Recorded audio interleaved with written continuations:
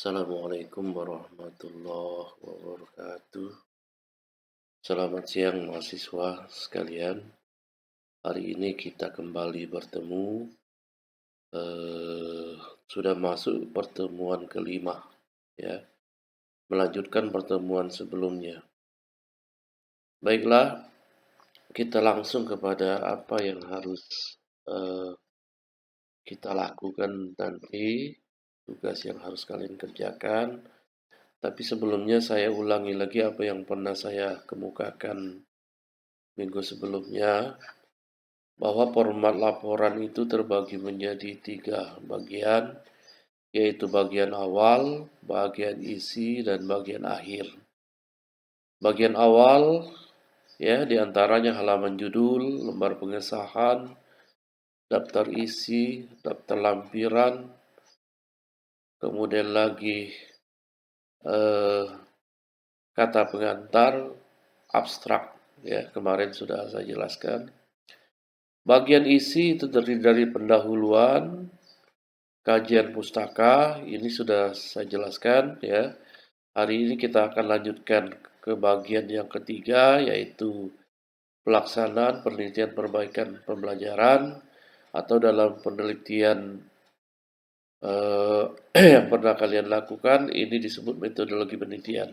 Kemudian lagi bab 4 hasil dan pembahasan, bab 5 simpulan dan tindak lanjut, dan bagian akhir biasanya terdiri dari daftar pustaka dan lampiran. Kita langsung masuk kepada bab ketiga, pelaksanaan penelitian perbaikan pembelajaran. Ini terdiri dari 3 bagian, ya, yaitu subbab yang pertama adalah subjek, tempat, waktu, dan pihak yang membantu penelitian. Sedangkan yang kedua adalah desain prosedur perbaikan pembelajaran. Ya, desain prosedur perbaikan pembelajaran ini karena kita ini adalah penelitian kualitatif yang kita gunakan, yaitu penelitian tindakan kelas, maka desain prosedur perbaikan pembelajaran menggunakan PTK itulah nanti yang akan kita kemukakan. Kemudian lagi yang ketiga adalah teknik analisis data. Analisis data itu biasanya ada 2, ini yang akan dikemukakan nanti, yaitu teknik analisis data kuantitatif. Ya, kalau kuantitatif ini biasanya berhubungan dengan eh, data-data angka-angka, ya, data-data angka-angka. Kalau dalam penelitian formal ini biasa banyak menggunakan statistik, data statistik. Lagi yang kedua, teknik analisis kualitatif yang banyak menggunakan data-data yang berbentuk kata-kata. Biasanya diambil dari eh, angket, hasil wawancara, ya, atau referensi-referensi yang bisa dilihat dari buku-buku yang ada. Ya, kemudian kita lihat dulu subjek yang pertama, subjek, tempat, waktu, dan pihak yang membantu dalam penelitian. Apa yang dikemukakan pada bagian ini?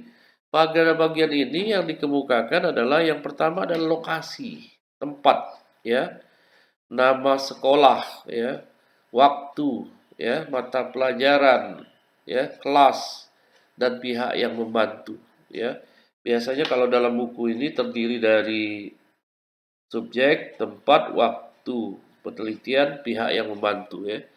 Subjek, waktu penelitian, ya, pihak yang membantu. Ada 3 itu, subjek, tempat, ya, subjek, tempat, waktu, dan pihak yang membantu dalam penelitian.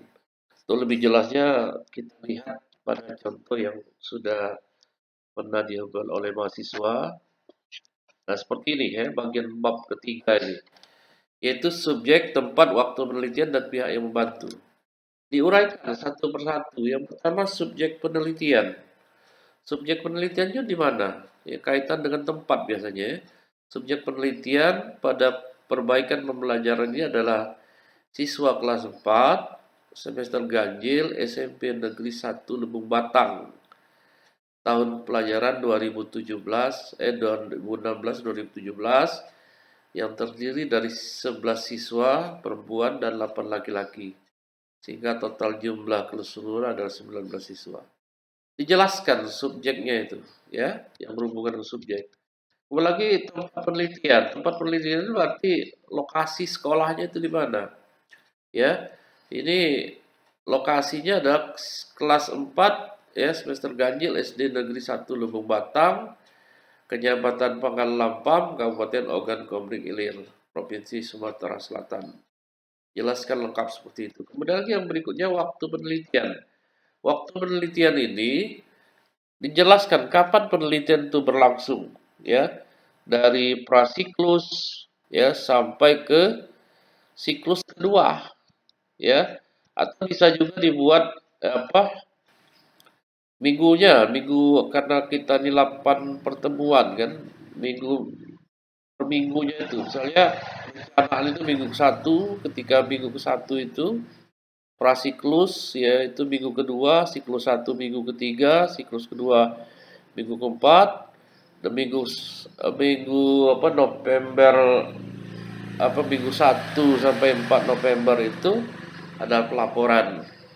Atau silakan prasiklusnya tanggal berapa sampai tanggal berapa, siklus satunya tanggal berapa sampai tanggal berapa, demikian juga siklus keduanya.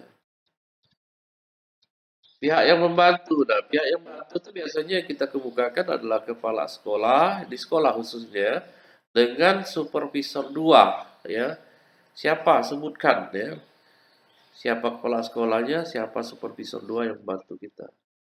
Nah, kemudian lagi masuk ke bagian yang kedua, desain prosedur perbaikan pembelajaran. Desain prosedur perbaikan pembelajaran ini yang kita kemukakan adalah penelitian tindakan kelas. Desain penelitian tindakan kelas. Jadi pada bagian ini dijelaskan ya apa itu penelitian tindakan kelas. Kalau bisa lengkap itu ya. Ambillah pendapat beberapa ahli, nanti simpulkan ya. Ya yang ditulis di sini nanti. Kemudian lagi setelah itu jelaskan tahapan-tahapan dalam penelitian tindakan kelas itu, dari perencanaan tindakan kelas, pelaksanaan, observasi dan refleksi. Sertakan juga gambar, ya. Hanya itu yang dibuat pada bagian ini. Kemudian lagi yang berikutnya, ya, ini masih ya tahapan-tahapannya itu, perencanaan dan sebagainya itu, jelaskan saja pokoknya.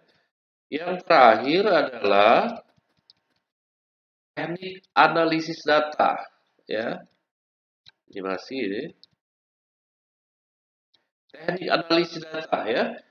Teknik analisis data ini dijelaskan saja ya.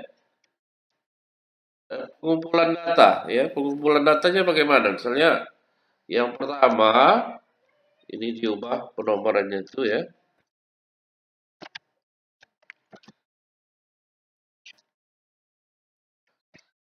Pengumpulan datanya bagaimana? Dijelaskan saja ya. Ke pengumpulan datanya bagaimana? Misalnya data hasil tes ya, kemudian lagi data hasil observasi ya. Nah, analisis data ini ada dua, analisis data kuantitatif yang berhubungan dengan angka-angka tadi. Misalnya apa? Untuk mengukur KKM, ya, klasikal, ya, dan sebagainya.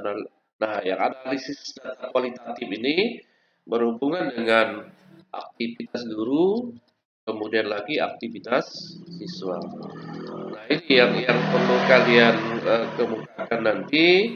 Pada akhirnya nanti ada tugas yang harus kalian buat, yaitu membuat bab 3 ini ya. Sampai di sini dulu. Assalamualaikum warahmatullahi wabarakatuh.